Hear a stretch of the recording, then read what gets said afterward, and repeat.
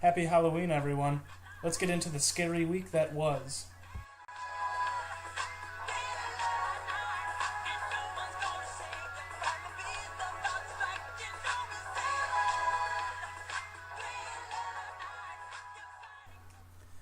As always, let's get into the trades. Kirk and I made a trade this past week. I gave Kirk Denard Robinson in my 14th round, and Kirk gave me Reuben Randall in his 12th round. I wasn't going to do a ton with Denard anyways. I liked him because he's a Michigan guy, obviously. Kirk needed a running back, and I liked Reuben Randall. You know, he had been getting the most red zone targets from Eli this season. Kirk was 7 receivers anyways, so it was a pretty even trade. Not a ton to go over there. Micah traded Mark Ingram to Tony for Percy Harvin. Percy showed us what happened, when he was coached by a defensive-minded coach while he was in Seattle. Wasn't able to do much, and now he goes to another defensive coach, with Rex Ryan. So I think it'll be the same. I don't think he'll do a ton. They're trying to force ways to give him the ball, and that's really not what he's good for. Just kind of needs to happen naturally. Plus, Mark Ingram had a huge game. He's going to get a huge boost with Pierre Thomas and Kyrie Robinson being out, so I think Tony might have gotten the better end of the deal on that one. Justin and I made a pretty big trade. Justin gave me Justin Forsett and Emmanuel Sanders, and I gave him Rob Gronkowski and Alfred Morris along with my 9th round for next year. I had 3 tight ends. You don't need 3 tight ends in this league, and Alf wasn't doing much for me. Justin needed another tight end after his trade with Dave, so it worked out. I definitely thought I got the better end of the deal when Emmanuel Sanders got 30 points on that Thursday night game. And then Gronkowski went and got 32. So I was like, well, crap. But I still think it worked out for both sides. Just today, there was this breaking news. Rick essentially gave up on this season. He traded Le'Veon Bell, Mike Wallace, and Tom Brady and his 3rd-round pick for Justin's 1st-round pick next year. One of the dumbest things I've ever seen in fantasy football. I think Rick could have gotten a ton more. At the very least, you don't need to trade your 3rd round with all those for the 1st round. Those in itself worth more than a 1st round. It's one thing to plan for next year, but I think you just gave Justin an all-star team. And I don't know. Just tough for me to wrap my head around that one. I might just give Rick the bonehead of the week every week from here on out. One thing, Rick, you were 1 game away from being in 8th place. I don't know if you realized that. So granted, you were 2-6, but only 1 game away from being in the playoff hunt. So I understand planning for next year, but I think could have gone out about it a different way. And then also today, a pretty big trade. Micah and Tyler had a trade. Micah traded Ahmad Bradshaw and Anthony Dixon to Tyler for Dez Bryant and Trent Richardson. And I think Micah definitely came away with the upper hand in this one. Ahmad Bradshaw is technically the fifth best running back in terms of fantasy points, but I don't think that's... I think Micah was selling high. Trent Richardson has been banged up. He's coming back. He's not injured anymore. He said he's ready for Thursday night's game. So for Micah to get rid of Ahmad and get Trent, who's I think going to be the starter, and you get Dez out of it, for someone you just picked up, I think Micah easily came away with the better end of the deal on that one. But let's look at how week 8 panned out. That was all the trades I had. Excuse me. Evan against myself. Evan's still not getting production out of LaShawn McCoy, but he's an Eagles fan, so got to stick with your guy. I completely understand that. Larry Fitzgerald had a good game, but I had Phillip Rivers. As I said, Emmanuel Sanders went off, so Evan didn't really have a shot. Evan, you got to do something with your team. Got to start making some trades or something. Tyler against Cam. Sickinga had a good game from Stafford, which I like seeing over in England. Sammy Watkins appears to be coming around. Appears to be a top 15, maybe even 10 wide receiver moving forward. Jay Cutler actually came to play this week, which is surprising. And DeMarco on the Cowboys, he's still a beast. So Cam gets a big old win. I apologize, by the way, to Cam. Last week, when I was doing predictions, I said Cam was going to win and get a 3-game win streak. He had already had a 3-game win streak, so that was for 4. I apologize. So Cam, you're at 4 wins. My mistake. Micah against Dave. This was our matchup of the week. Andrew Luck, back in form, with 32. Matt Forte got 24, but no one else got more than 8 for Dave. And Micah had guys like Jeremy Macklin, Randall Cobb that went off. So Micah gets a good win, which gives myself and Jessica and now Justin a chance to catch up to Dave. Rick against Nate. Rick had a good game from AA Ron Rogers. But, Nate got a huge game from Golden Tate, which was awesome as a Lions fan to see. And a great pickup by Nate to get Kyle Orton. He got 33, so good pickup there. Nate gets the win. Tony against Jessica. Tony had some guys that finally stepped up and decided to play. Jamal Charles, Mark Ingram, and Brandon Cooks all got more than 20. But Jessica had a big game from Peyton, as always. Plus Antonio Brown, T.Y. Hilton. They've both been on fire, and they continue to do so. So Jessica gets a win, but it was a lot closer than I thought it'd be. 111 points by Tony, so it was actually not too bad on Tony's part. Kirk against Justin. Kirk had a huge game from the Dolphins' defense, but that was really it. Drew Brees, Arian Foster, and Gronkowski for Justin all got more than 30 points each, which is a shame because that's really the only people that stepped up for Justin. So Kirk could actually had a shot had it not been for those three combining for 95 points or whatever it is. But Justin gets the blowout of the week. I wonder who gets Bonehead this week. It's going to be Rick. You essentially just gave Justin an all-star team, which especially sucks for me because he's in my division, and you got a first-round pick, which is good, but you gave up a third round. And remember, a first round isn't like a first round in other leagues because we have keepers. A first round really takes place it's like having a different pick in a different round. I get that you wanted 2 first rounders, but to give up a third with that I think was crazy. And like I said, you were 1 win away from being in 8th place. And I can't remember. So I was playing Tony this week, who is currently, I believe, in 8th. And, not saying necessarily that I was going to win, but had I won and then you won, you would have been in playoff contention. So I think it was a little too early to pull the gun, especially for that trade. So I give Rick the Bonehead of the week. But I digress. Let's see how my predictions went. I said Cam, Justin, Nate, Jessica, Micah, and myself would all win. So I got all 6 picks correct. So 100% for the week. Not too bad. Looking at the standings now. Looking at the standings, the East has 28 wins now compared to the West with only 20. So same margin as last week. Didn't get any worse, which is good. Micah is still in first place in the West just because of the amount of points that he scored. Cam is on fire, though. Only 8 points behind Micah. Nate is tied with them, but he has like 100% of his guys on bye this week, so he will probably lose. And also Jessica, Cam, Nate, and myself all have win streaks of at least 3 wins.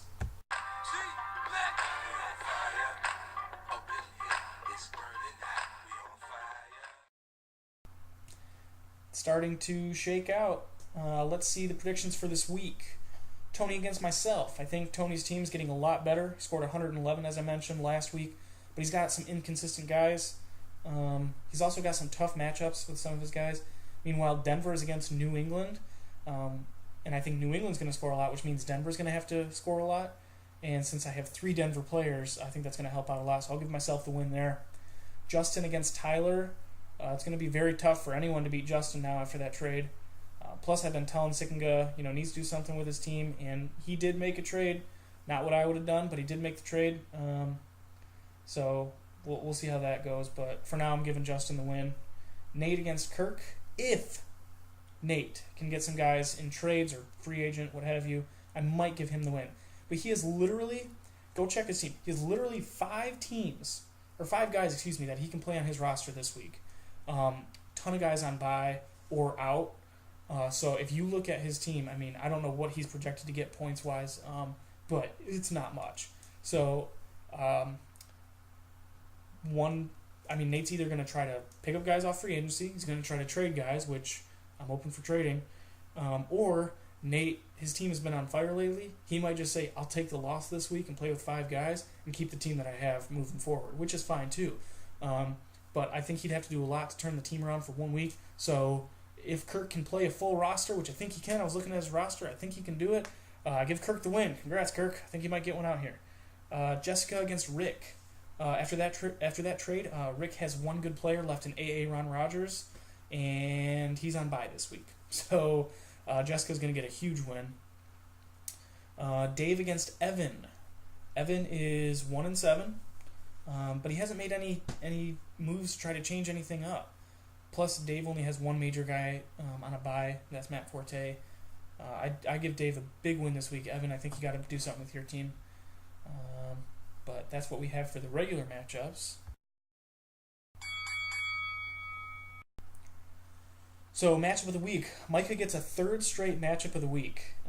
Seems he's had a tough last couple of weeks, but he gets matchup of the week. Big game this week. If he wins, whichever person wins this, assuming Nate loses, which he might not, but assuming Nate loses, the winner of this will be the sole holder of first place. So Micah against Cam. ESPN is projecting Micah to win by 33, which I don't get at all. Now, this is before the Tyler and Micah trade, so I don't see that being even close.